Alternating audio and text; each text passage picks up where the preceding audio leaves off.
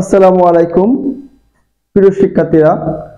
আজ তোমাদের ইংরেজি বিষয়ের একটা গুরুত্বপূর্ণ টপিক নিয়ে আলোচনা করব ইনশাআল্লাহ। সেটা হলো সেন্টেন্স। সেন্টেন্স একটা ইংরেজির গুরুত্বপূর্ণ একটা টপিক। সেন্টেন্স কাকে বলে? সেন্টেন্স এমন একটি শব্দ যেটা বাংলায় বাক্য বলা হয়। কি বলা হয়? বাক্য বলা হয়। এই বাক্যটা আমাদের 5 শ্রেণীতে বিভক্ত। কয় শ্রেণীতে? 5 শ্রেণীতে। তাহলে আমরা পার্টস অফ স্পিচ জানি যে বাক্যে ব্যবহৃত প্রত্যেক শব্দের পার্টস অফ স্পিচ, তাই না? আমরা মুখে যে কথা বলি এই কথার প্রতিটা ওয়ার্ডই আছে কি পার্টস অফ স্পিচ। আর এই পার্টস অফ স্পিচ মিলে হয় সেন্টেন্স। কি হয়? সেন্টেন্স। পাশাপাশি কিছু শব্দ মিলে তৈরি করে সেন্টেন্স এবং অর্থবোধক কিছু পাশাপাশি শব্দ বসে যদি অর্থপূর্ণ একটা ভাব প্রকাশ করে তখন সেটা সেন্টেন্স হয়। কি হয়? সেন্টেন্স। পৃথিবীর প্রতিটা বই এই 5 প্রকার সেন্টেন্সের মধ্যেই সীমাবদ্ধ আছে। তাহলে যদি আমরা সেন্টেন্স যদি বুঝতে পারি তাহলে আমাদের অন্য কিছু কি হয়ে যাবে? সহজ হয়ে যাবে না? তাহলে আজ আমরা 5 প্রকার সেন্টেন্স আমাদের অনেক সময় জাস্টিফাই এই জিনিসটা আমরা চিনতে পারি না যে কোন সেন্টেন্স। তোমরা ছোট ক্লাস হিসেবে বা যে কোনো শ্রেণীর এই সেন্টেন্সটা আমাদের চেনার দরকার, কারণ আমরা অনেক সময় চিনতে পারি না কোন সেন্টেন্স। কিন্তু আজ এই ক্লাসে ইনশাআল্লাহ তোমাদের এই 5 প্রকার সেন্টেন্স সহজেই খুব ক্লিয়ারলি তোমরা চিনতে পারবে কি হবে, এটা আমরা আজ ইনশাআল্লাহ বলবো। যেমন সেন্টেন্স 5 প্রকার কি কি বলো? Assertive sentence, interrogative sentence, imperative, operative আর কি এক্সক্লেমেটরি। তাহলে অ্যাসার্টিভ সেন্টেন্সটা কি? অ্যাসার্টিভ সেন্টেন্স হচ্ছে বিবৃতিমূলক স্টেটমেন্ট, কোনো কিছু বলা। যেমন আমি বলছি রোহান ইজ ভেরি গুড বয়, রোহান খুব ভালো ছেলে। তাহলে এখানে এই রোহান কথাটা যে বলছি রোহান ভালো ছেলে, তাহলে রোহানের সম্পর্কে কিছু বর্ণনা করছি না। রোহান কেমন ছেলে? রোহান ভালো ছেলে। এখানে এই বিষয়টা দেখো, এখানে এই বিষয়টা অ্যাসার্টিভ সেন্টেন্সের ভিতরে। তাহলে পৃথিবীতে 80% অফ সেন্টেন্স আর অ্যাসার্টিভ, পৃথিবীর 80% সেন্টেন্সই কোন সেন্টেন্স হয়? Assertive sentence. পৃথিবীতে যত বই লেখা আছে, যত প্রকার বই আছে, এই বইটা আছে 80% অ্যাসার্টিভ সেন্টেন্সে লেখা থাকে। তাহলে ম্যাক্সিমাম গল্প, রচনা, প্রবন্ধ, চিঠি সব কোন সেন্টেন্স হয় বলো? Assertive sentence. তাহলে আমরা যদি অ্যাসার্টিভ সেন্টেন্সটা চিনতে পারি তাহলে অবশ্যই আমাদের জন্য কি হবে? ভালো হবে, বলো না? তাহলে অ্যাসার্টিভ সেন্টেন্স হচ্ছে কোনো কিছু বর্ণনা দেওয়া, কি করা? স্টেটমেন্ট দেওয়া, কোনো কিছু বলা। যেমন ঢাকা বাংলাদেশের রাজধানী, এটা বাংলাদেশে ঢাকা সম্পর্কে বাংলাদেশের রাজধানী এটা বলছি না, জাস্ট এই কথাটা আছে কি সেন্টেন্স? Assertive sentence. তাহলে বলা হচ্ছে যে অ্যাসার্টিভ সেন্টেন্সটা আমাদের দুই ধরনের। কয় ধরনের বলো? অ্যাফার্মেটিভ আর নেগেটিভ। কি বলো? অ্যাফার্মেটিভ আর কি নেগেটিভ। অ্যাফার্মেটিভ আর কি নেগেটিভ। একটা হ্যাবাদক আর কি একটা নাবাদক। আমি বলছি যে Omar is very good boy, আর বলছি Omar is not good boy. তাহলে ওর একবার ভালো বলছি, কি বলছি? একবার কি বলছি? ভালো বলছি, অ্যাফার্মেটিভ বলছি। একবার কি বলছি? তার খারাপ বলছি, নেগেটিভ বলছি। তাহলে এই যে বর্ণনা কথা বলি, যে স্টেটমেন্ট দি অ্যাসার্টিভ সেন্টেন্স, এটা দুই ধরনের। একটা আছে অ্যাসার্টিভ সেন্টেন্স, আর এটা কি এই অ্যাফার্মেটিভ সেন্টেন্স, আর এটা কি আর নেগেটিভ সেন্টেন্স। ওকে, এখন দেখো ইন্টারোগেটিভ কোন সেন্টেন্স বলো? ইন্টারোগেটিভ। তাহলে পৃথিবীর যে কোনো বর্ণনামূলক শব্দ সেন্টেন্সটা কি বলো? Assertive sentence. ওকে, তাহলে এখন আমরা ইন্টারোগেটিভ সেন্টেন্স বলবো। কি বলবো? Interrogative sentence. এই ইন্টারোগেটিভ সেন্টেন্সটা আমাদের সহজেই চিনতে পারবো, সহজেই চিনতে পারবো, কারণ এই কোশ্চেন এটা এই ইন্টারোগেটিভ চিহ্ন থাকবে। কি থাকবে বলো?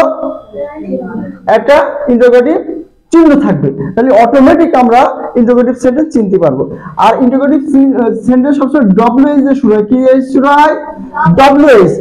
ডব্লিউএস কি দ্বারা বলা হয়? ডব্লিউএস। তাহলে ডব্লিউটা কি?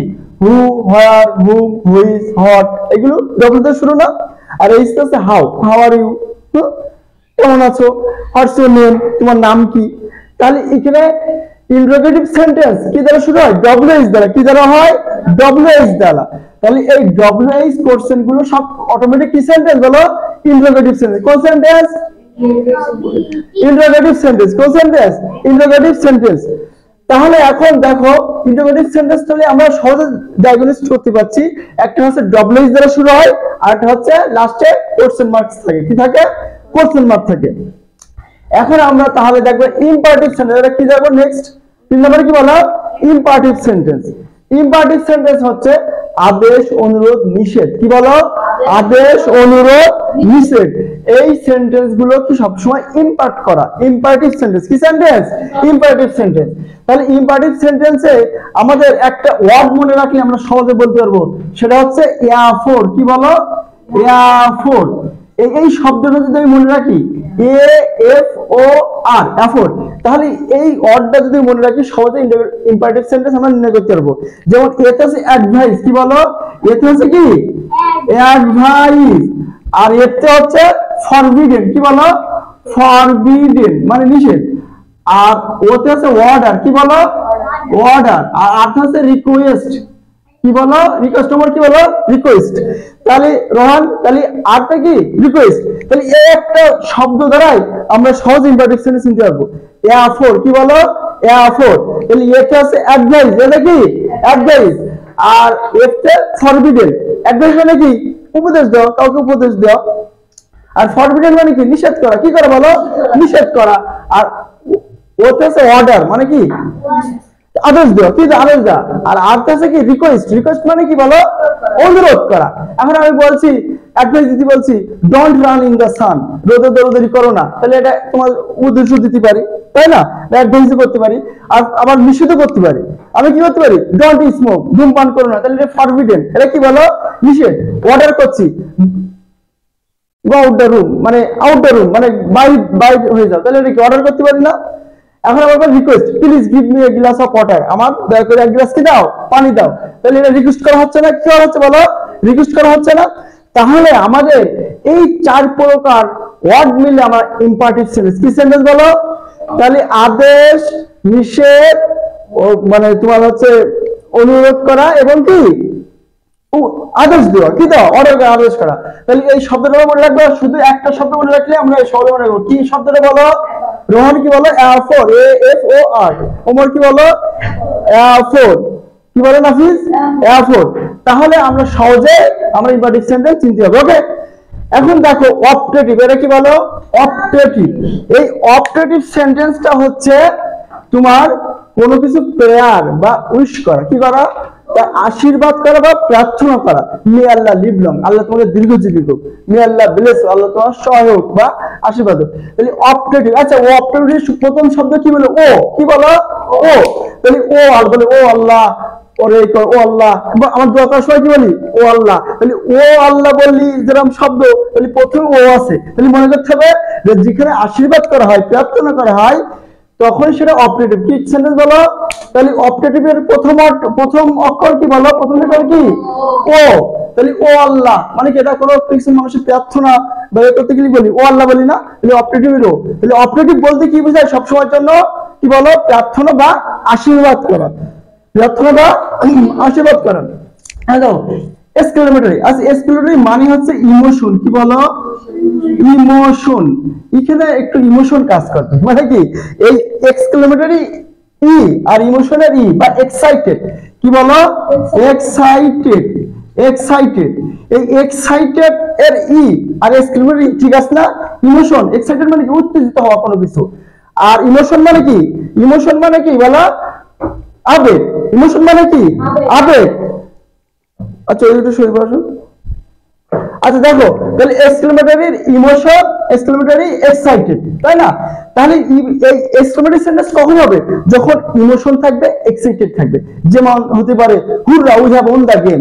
কি কি আনন্দ, আমরা কি খেলায় জিতে গেছি, তাই না?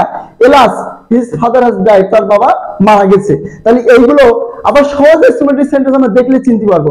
কি দেখো রোহান, দেখো কোন সেন্টেন্সের যেমন alas his father has died, alas, এই এলাসের পরে এই যে এক্সক্লেমেটরি চিহ্ন, এই যে তোমার গাড়ি দেওয়ার পরে নিচে যে ফুট, এটা এক্সক্লেমেটরি চিহ্ন। এটা কি চিহ্ন বলো? এক্সক্লেমেটরি চিহ্ন। এই এক্সক্লেমেটরি চিহ্ন দেখলে আমরা কি পারবো? আমরা সহজে কি করবো? সহজে কি করতে পারবো? আমরা বুঝতে পারবো এটা কি এক্সক্লেমেটরি সেন্টেন্স। কি বলবো? বুঝতে পারবো বলো? Exclamatory sentence. তাহলে আমাদের ইন্টারোগেটিভ সেন্টেন্সটা আমরা এই সিম্বল দেখে বুঝতে পারছি। আবার এক্সক্লেমেটরি সেন্টেন্স দেখলেও কি এই চিহ্ন দেখলে কি বুঝতে পারছি? রন বুঝতে পারছি না বলো? তাহলে বোঝাচ্ছে আমাদের এই 5 প্রকার সেন্টেন্স, এই বাকি এই 4টি আমরা কিছু কিছু